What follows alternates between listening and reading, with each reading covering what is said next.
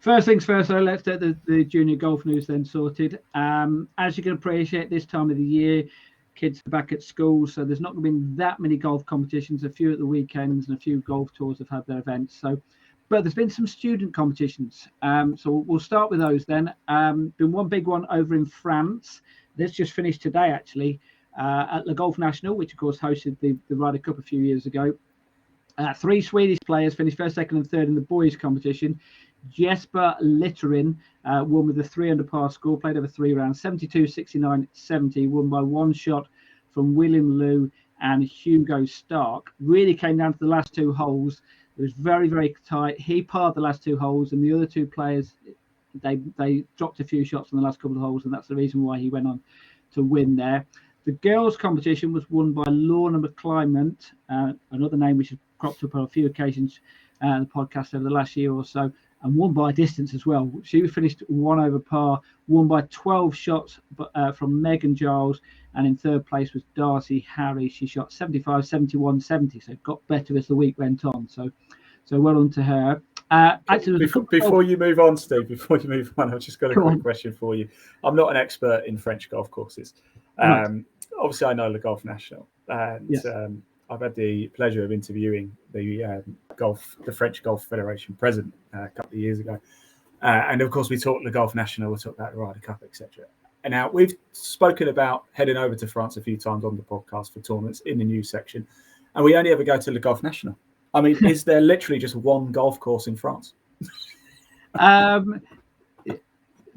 No, I hope not. I jest, of course. It's just, I know the Golf National is something special, isn't it? It's sort of France's Augusta, I suppose. But we never seem to go anywhere else. It's always the Golf National when there's a tournament on.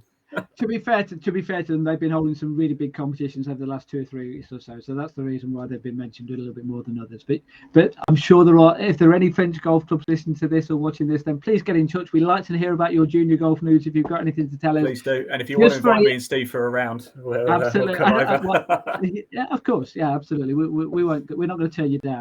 Right, staying with students golf though. Actually, the person who finished first and second in this both played in that competition over in France. This was a week earlier. The Irish InterVarsity Championship took place at Rosslare Golf Club. The winner, I think we got a photo. Kate Dwyer won the competition. I love the photo, not necessarily because of her. I just love his face. He's the happiest man ever, isn't he? Absolutely. The fact that he managed to give away the trophy today. So I love that photo. But Kate Dwyer won. She was the only player who actually finished under par. Second place was Ryan Griffin. Third was Shane Irwin. And you mentioned the previous competition, it came down to the last 2 holes. This came down to the last hole. And if I told you that Ryan Griffin eagled the 18th hole, so did Shane Irwin eagle the 18th hole. So nothing like putting the pressure on Katie Dwyer. She birdied the 18th hole to win by 1 shot. So well done to Katie. Talk about pressure, yeah, absolutely. Well done. Absolutely. Well done to Katie. Yes.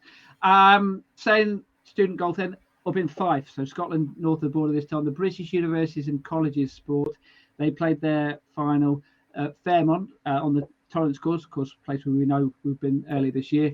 Another foreign winner of this one, Judd Sunderson from South Africa won. He was the only boy anyway, who finished under par. 1 under par, he finished 74, 69, 72 for his 3 rounds. Second place, joint second, was William Squires and Matthew Giles. You know me as a journalist, I always look for what the actual story, the angle of the story was. And I was looking at the scorecards.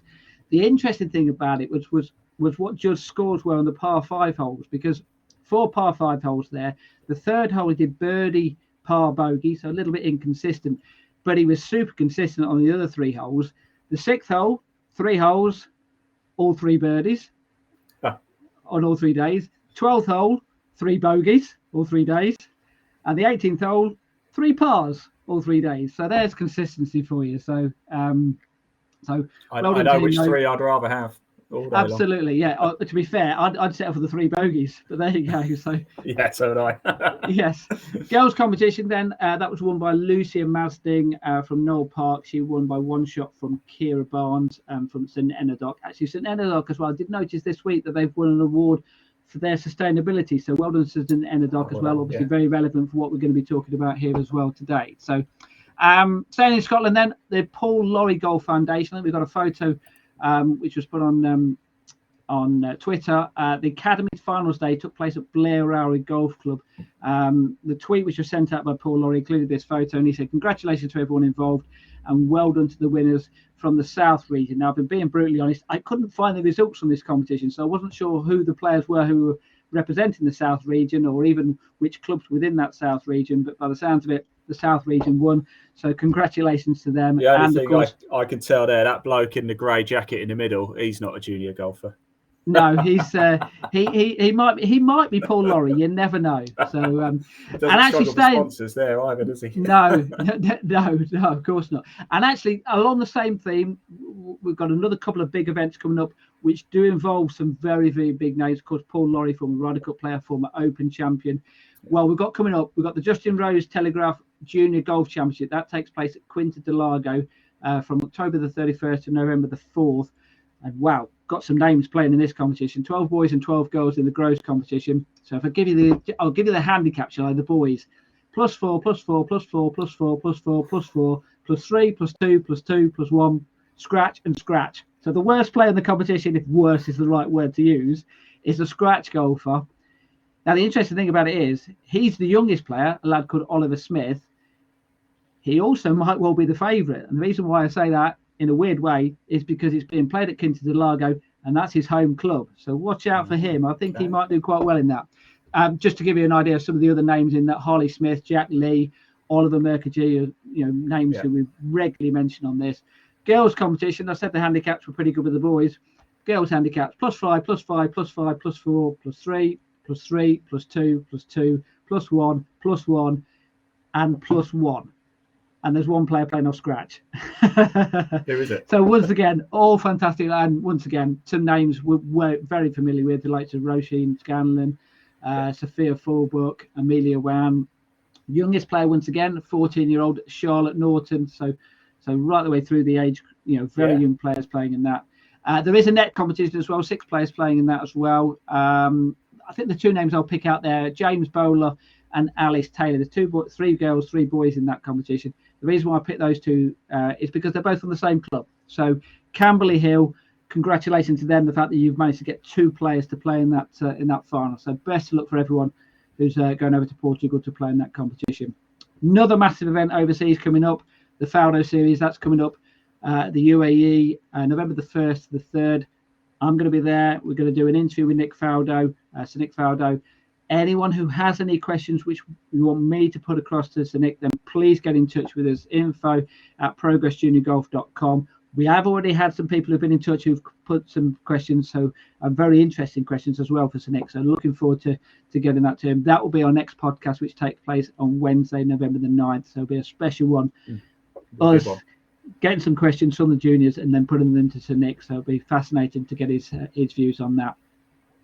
And just finally, then, the Golf Foundation. So staying with the theme of top players, the Golf Foundation had their 70th anniversary awards at the London Golf Club. And Sky Sports presenter Nick Doherty, he was unveiled as the organisation's new president on the day. So basically, the event was to pay tribute to those individuals and organisations who have made an impact on growing the game at junior level.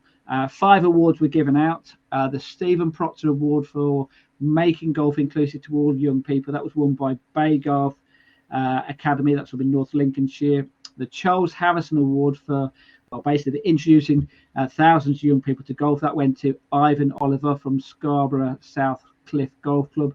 The Sir Henry Cotton Award was for services to junior golf over a sustained period. We're talking about sustained golf. This is someone who's worked a lot on developing junior golf. And actually, when we were up in Scotland, if you remember, for the Faldo Series earlier this season, Ian, this was a name which cropped up whilst I was up there. I was talking to a few different people.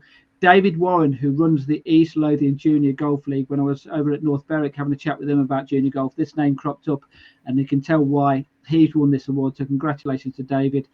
2 other awards, the Dina Oxley Young Spirit of Golf Award. That's for an outstanding impact. That's actually from a junior golfer. That went to Tilly Garford and from Woodall Spa Golf Club. And the Junior Club of the Year, which I can imagine this must be a competitive award, this one, because I can think of thousands of clubs which could quite easily get this award. It went to Great Torrington down in North Devon. So congratulations to them, and congratulations to all the winners there. And congratulations as well to the Golf Foundation. They do a hang on, though, fabulous work. Steve. Hang on, let me just check our trophy cabinet for the junior podcast, Junior Golf Podcast for doing so. They didn't do a Junior Podcast of the Year award this year. That's for next. That's for next year. Next year's award. So, if you're picking up on the hint, the Golf Foundation, we're in the running. We're just looking want a for trophy. Just want a trophy. Just one, yes. Just one. Doesn't even have to be for the podcast, you know. Just a trophy. Maybe having biggest nose or something like that. Yes, Pinocchio. Yes. Right, now that wraps up the Junior Golf News